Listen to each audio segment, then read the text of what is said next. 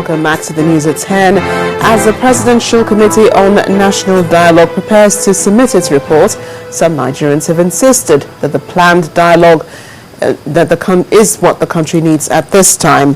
At a lecture in Abuja, lead coordinator of the Senate Committee on Constitutional Review, Professor Ofonze Amucheze, said the nation can no longer postpone having a dialogue to address some of its challenges.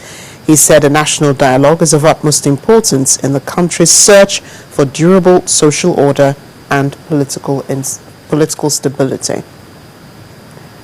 The Rivers State government has urged the people of Eleme local government area to support the All Progressives Congress in the state. At a rally held at the weekend, the state's deputy governor, Mr. Tele Ekuru, told the people that the party will protect their interests. The Deputy Governor of Rivers State, Engineer Tele Ekuru, and supporters of the governor dancing on the streets of Eleme local government area, Rivers State, to amass support for the All Progressive Congress, APC.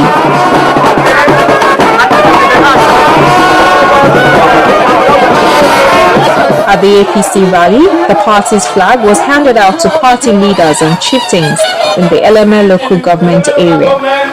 My boss, the executive governor, has asked me to let you know that as long as all of you are behind him, he will continue to do and bring prosperity to Rivers State. For now, we are using the Save Rivers movement. Save Rivers movement! Save Rivers movement! Save Rivers movement! Thank you, God bless. As you have come to APC, let me assure us that all those oil wells that they took from Rivers State to other states, when we come into power, we will return all those wells to Rivers State. The senator representing Rivers State Southeast Senatorial District in the National Assembly, Senator Magnus Abe, on his part, condemned the activities of the police in the state. The Constitution did not say that the governor of a state who is respectful to anybody shall be the chief security officer. The Constitution said that the governor of a state, no matter who he is, elected by his people, shall be the chief security officer of our state. Highlights of the rally includes the identification of wards in the state, the inauguration of the Eleme chapter of Save Rivers movement, and the unveiling of the party's secretariat.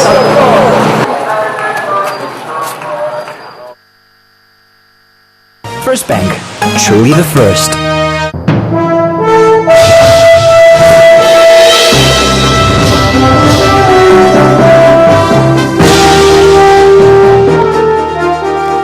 Time now for business news. Here's Loretta Shogo. Thank you, Marachi. And we begin with this report saying that you must improve your quality of service or risk stiff penalties. That's the message coming from the federal government to telecom operators in the country. At a meeting with journalists in Lagos, the Minister of Communication Technology, Mrs. Omobola Johnson, said the warning became necessary as members of the public have continued to complain about the quality of services rendered, especially over drop calls. Our correspondent Bisi Koka reports. With over 100 million telecom subscribers, there is indeed no doubt that the sector is one of the fastest growing sectors in the country. However, the issue of providing quality service to these growing customers has remained a huge challenge. According to the ICT Minister, Mrs. Omobola Johnson, it's no longer going to be business as usual. The federal government is set to punish operators for poor quality of service. From December 31st, any mobile network operator that does not meet the previously agreed target of quality of service will immediately be prevented from further expansion of their networks. What that means is that they will not be allowed to sell any more SIM cards, no more subscribers until it meets the new quality of service targets. The ICT Ministry is not doing this alone. It is collaborating with other regulators to formulate laws and regulations to ensure adequate compliance. The victim is the consumer who pays for service and who at the end of the day do not get value for money. Business is profitable, gifts are rolling out, promotions for expansion are going on. Therefore, we cannot but insist that where value is not given, that the next level is compensation. The service providers have had 1.5 years for them to get their infrastructure ready for good quality of service. So in view of all this, NCC decided that at the expiration of this memorandum of understanding that we have with service providers, which is December 31st, 2013, the full force of our original quality of service regulation will come into being. As the ministry makes efforts to reshape the nation's telecommunications sector, parties involved will have to respond appropriately or they may be booted out. All of them are going to... Bisi Koka, Channels Television News. Bank customers are groaning in Owerri, the Imo State capital, as 9 commercial banks there have been shut over alleged evasion of taxes running to over 2 billion naira. A high court on Thursday ordered the sealing of the banks for allegedly failing to pay withholding tax to the state government. Our correspondent in Imo State, who went around Owerri, the state capital, observed that aggrieved customers are stranded as the affected banks remain closed to customers. In a dynamic market where consumer taste and profile are constantly changing, most global brands strive to stay on top of their games, and so does Guinness Nigeria PLC, makers of Hop Lager Beer. The company has unveiled the new look of its triple-filtered brand, Hop, giving it amazing appeal. Our correspondent Henry Ogunjimi was at the event in Lagos and filed in this report. Premium Hop Lager was first brewed by Guinness Nigeria PLC in Benin City in 1976, and over the years has gone through various rebranding and repackaging stages. The same reason why this audience is here. Hop Premium Lager.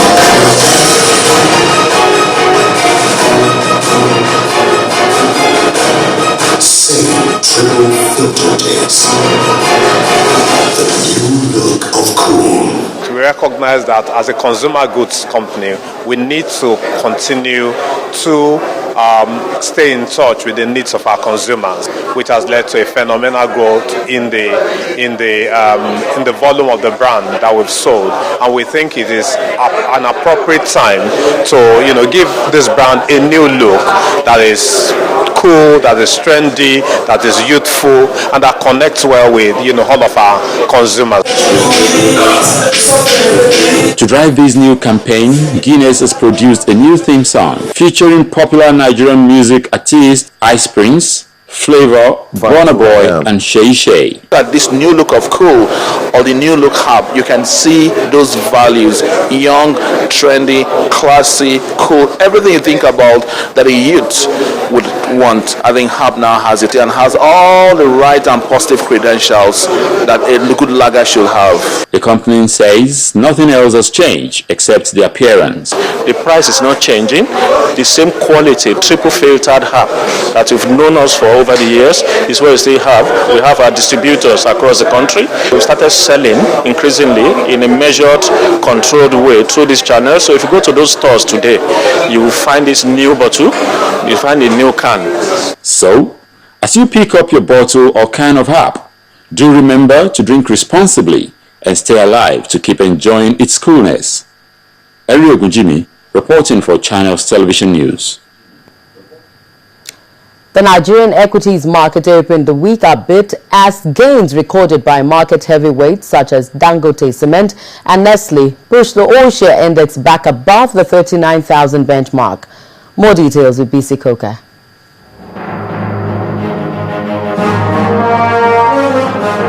Hello and welcome to the Stock Markets Reports.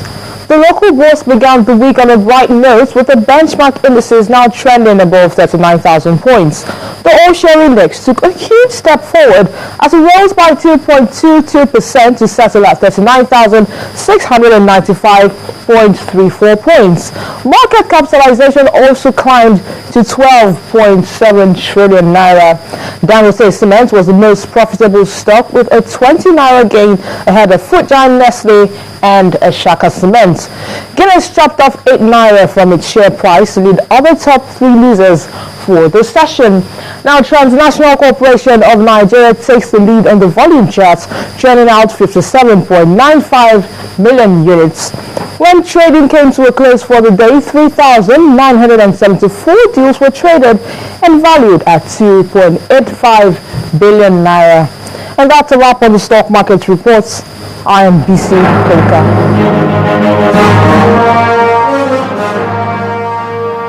Thank you, BC. And that's it on Business News. It's back to News in 10 with Amarachi.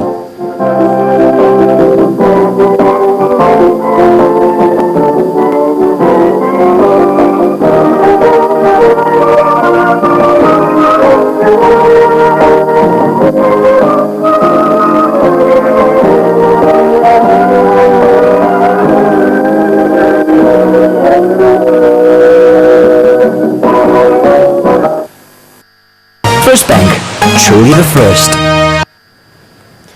Still ahead on the news at 10, South Sudan cautious coup attempt. That's on the foreign scene. Please stay with us.